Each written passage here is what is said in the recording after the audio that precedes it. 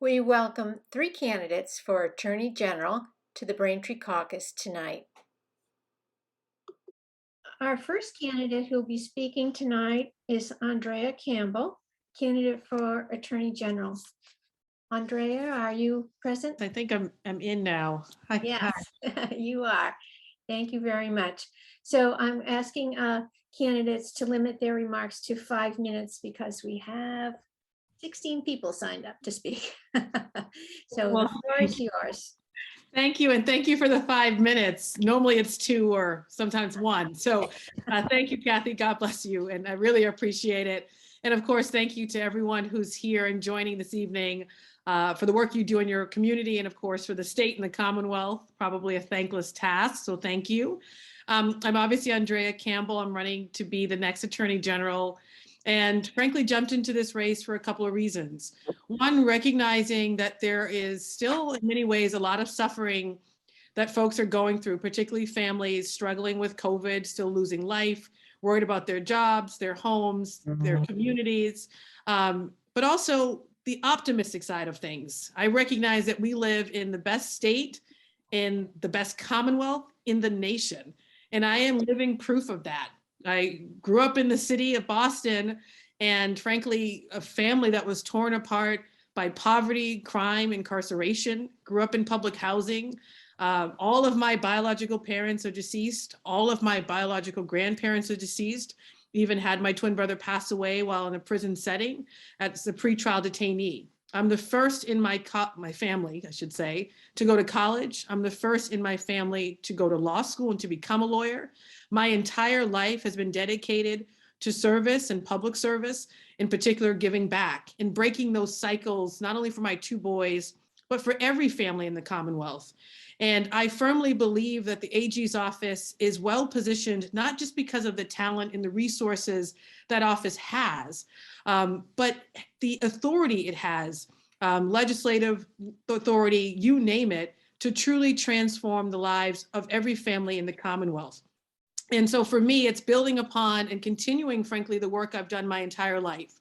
I started as a lawyer working at a local nonprofit representing students in education cases, especially students with disabilities, ensuring they had access to everything they were entitled to.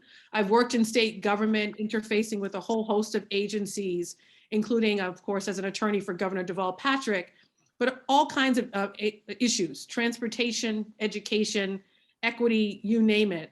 And I've also worked as a general counsel for a regional planning agency in Massachusetts that covered 101 municipalities in the Commonwealth. Thank you. Pushing for regional equity, which I know is still a major issue in various parts of the Commonwealth. And also this agency, this regional planning agency, where I was an attorney, also looked at issues through a regional lens. The opioid crisis, housing, climate change, environmental injustice issues, public safety, all of that through a regional lens, and that wouldn't change from the AG's office if I'm blessed to become the next elected AG. And I will just add, I've also served as an elected official and really proud of my record of accomplishment there. Restored a line item in our state budget that actually brought funding into the city to support our officers, and in particular, beat cops, those who do community policing. I passed historic legislation creating transparency, accountability, and greater diversity, not only in policing, but also in all of our public safety agencies. I passed historic legislation creating more homeownership opportunities and access to green space. And the AG's office has this ability to do all of that and more. It's not just about being the top cop or the chief law enforcement officer of the state. That is absolutely important. And I think they got that part really good. It's the other pieces too. How can this office, through all of its authority, ensure that families have access to a good education for their children, access to wages? You work a hard day's work, you should get paid, of course. Access to benefits, access to healthcare, physical, mental, behavioral, access to tools to build your wealth. Of course, a healthy environment, and that includes, of course, addressing issues of climate and safe environments. Public safety, dealing with guns on the streets, while also, of course, holding our officials accountable and ensuring transparency in everything we do. And lastly, I'll just say this is personal for me too. My twin brother passed away 10 years ago, and my family still doesn't know what happened to him or under what conditions he passed away. And this office very much has the ability and to launch an investigation. It could have done that years ago. And I know there are many families that often interact with the state and struggle to sometimes get accountability and justice. And I will always, of course, have those as my guiding principles going forward, while ensuring that I am an attorney general for everyone, regardless of their demographic, regardless of their community, their neighborhood. And so I don't know how much time I have left, Kathy. I want to be mindful of the 20 other folks that have to speak. Thank you. That was perfect. Well, I will say this. Thank you for having me again, Kathy, and thank you for organizing, of course, all of us. I hope to earn your support, keyword earn, not only during the caucus and the convention, but also in September. So thank you all so very much, and stay safe and healthy. Thank you very much for attending our caucus, and we hope that we'll be able to have a longer Q&A with you at another meeting. Thank you. Thank you. Our next candidate is Shannon Liss-Riordan. Throughout my legal career, I have used and shaped the law as a tool to improve people's lives. For the last 20 years, I've represented working people. Back when I first started as a labor and employment lawyer, I got used to often being the only woman in the courtroom, up against much better funded attorneys who were representing powerful corporate interests. But I never let that stop me. I put passion and dedication into everything that I did. And now, years later, I have made national headlines, leading teams of lawyers, taking on some of the largest corporations in America. And time and again, we've beaten the odds.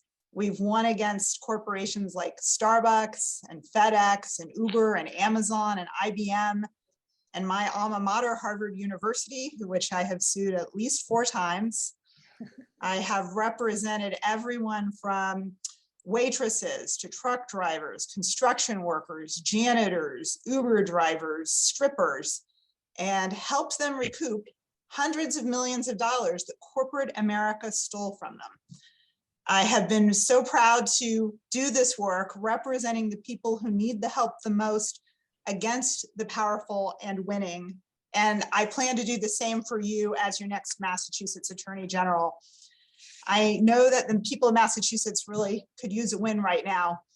Income inequality is at an all-time high.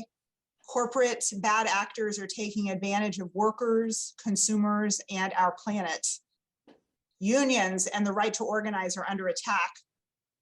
Parents are having to make a choice between childcare and putting food on the table. The US Supreme Court is on the verge of taking away 50 years of reproductive freedom. The people of Massachusetts need a champion. I know how to deliver on some of the most critical issues that are facing us in combating racial discrimination, standing up for gender equality, and protecting the dignity of work. The work that I have done has changed industries across Massachusetts and throughout the country. I want to tell you about one of those as an example. Back in 2001, I started getting calls from wait staff who were having their tips taken away from them by their managers. These were hardworking people who they paid their rent and they put food on the table and supported themselves and their families based on the generosity of the public that they served. But their managers were taking away their hard-earned tips in order to offset their own expenses and line their own pockets.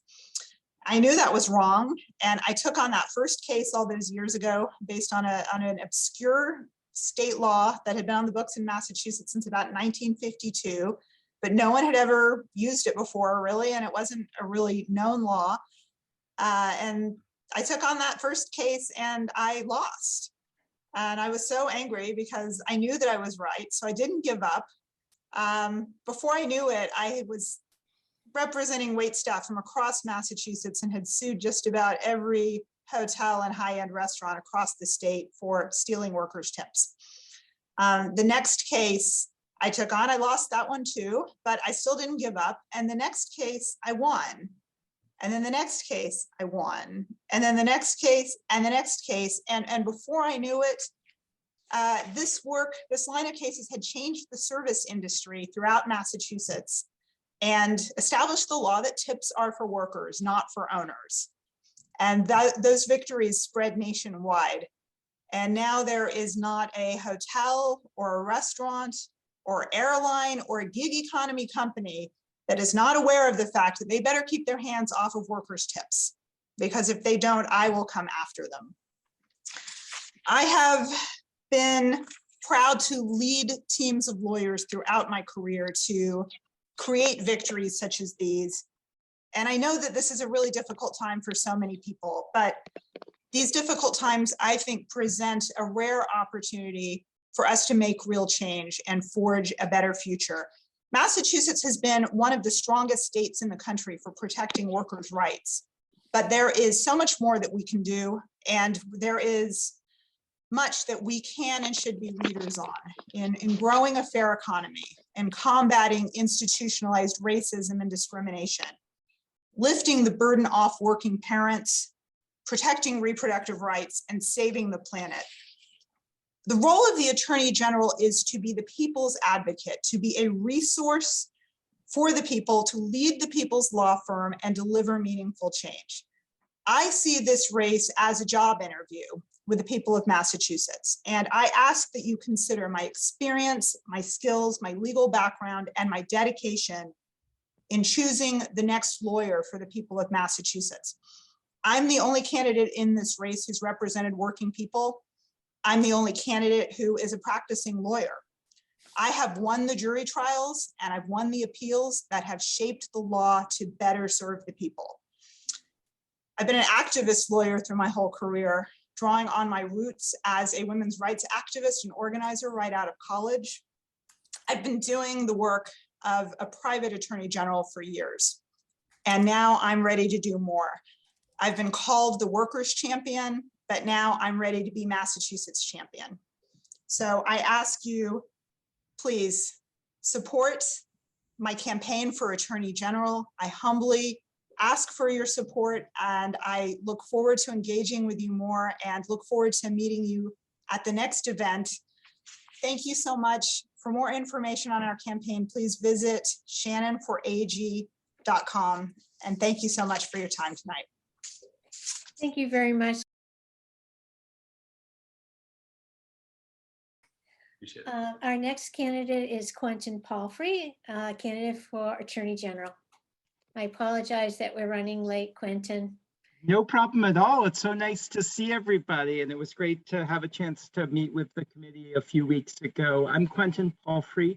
I'm a Democrat running for Attorney General. It's so nice to look around the Zoom and see so many friendly faces. I really appreciated all of your help when I was the 2018 Democratic nominee for Lieutenant Governor. So I've had a chance to see the Attorney General's office firsthand as a former Assistant Attorney General and the first chief of the healthcare division. I was there at the time that we were implementing Massachusetts health reform legislation, and we worked really hard to try to make sure that everybody had access to high quality, affordable health insurance. I sued several big insurance companies that were taking advantage of Massachusetts residents during that time, and I've had a chance to see how much impact the office can have. I've also had the great honor to serve in the White House under President Barack Obama, and I started on day one of the Biden-Harris administration, leading a team of several hundred lawyers to help launch the Build Back Better agenda. It's been a real relief after the cruelty of the Trump administration to have a little bit of sanity in the White House and to have narrow majorities in both houses of the Congress. But Washington's broken, and I think we'd be foolish to look to Congress for the solutions to the really big problems we face. Racial injustice, the climate crisis, attacks on our democracy and workers' rights, reproductive rights, LGBTQ rights, student loan debt, and gun violence. For the solutions to the really big problems that we face, we're going to have to look to the states. And Massachusetts is going to need to take on a leadership role The AG's office has been at the forefront of so many of those issues for consumers, bringing consumer protection cases against predatory lenders, against scammers, holding pharmaceutical companies like the Sackler family that lied to us and brought us the opioid crisis, bringing them to account. The AG can bring much needed urgency to the fight against racial injustice. You know, the murder of George Floyd is just the most recent reminder that there are two justice systems in America. The AG can bring much needed urgency to the fight against the climate crisis, which will determine what kind of a life our grandchildren and our great-grandchildren live. I've spent a lot of my career working on voting rights issues. Washington is not going to solve those issues, but our democracy is under attack. I would love to earn your support in the caucus today and in the convention this fall. And I'd love to, in June, and I'd love to join with you to build a grassroots movement to really lead on the issues that affect us every day. So I'm Quentin Paulfrey. I'd love to have your support. You can learn more about our campaign at www.quentinpaulfrey.com. And I really appreciate you taking the time to listen to me here today. Thank you so much, Quentin, and best of luck to you.